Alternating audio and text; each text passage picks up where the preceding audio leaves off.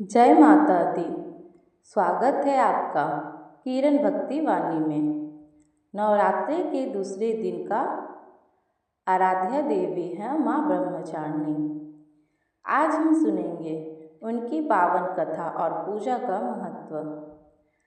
माँ शैलपुत्री के बाद देवी का दूसरा रूप है माँ ब्रह्मचारिणी। ब्रह्म का अर्थ है तप और चरणी का अर्थ है आचरण करने वाली, अर्थात माँ ब्रह्मचारिणी वही देवी है जो कठिन तपस्या के बल पर शक्ति प्राप्त।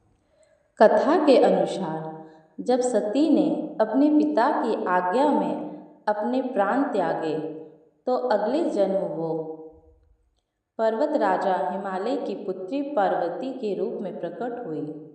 बचपन से ही उनका मन भगवान शिव को पति के रूप में पाने का था।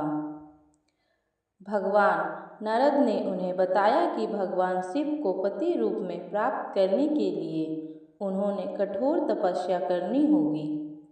फिर माँ पार्वती ने जंगल और पर्वत पर जाकर सहस्त्र वर्ष तक घोर तपस्या की। वो दिन रात जप करती, कई वर्ष तक केवल फल फूल खाती और अंत उन्होंने जल और वायु तक को त्याग कर दिया। उनकी इस कठिन तपस्या से संपूर्ण त्रिलोक आश्चर्यचकित हो उठा। देवताओं ने फिर आकर उनकी स्तुति की। उनकी तपस्या से प्रसन्न होकर अंत में भगवान शिव ने उन्हें पत्नी रूप में स्वीकार किया। यही स्वरूप माँ ब्रह्मचारिणी कहलाया। माँ ब्रह्मचारिणी के दाहिने हाथ में जपमाला और बाएं हाथ में कमंडल है। उनकी छवि शांत और तेजस्वी है। माँ ब्रह्मचारिणी की पूजा करने से मनुष्य को संयम, तपस्या और अक्षर विश्वास प्राप्त होता है।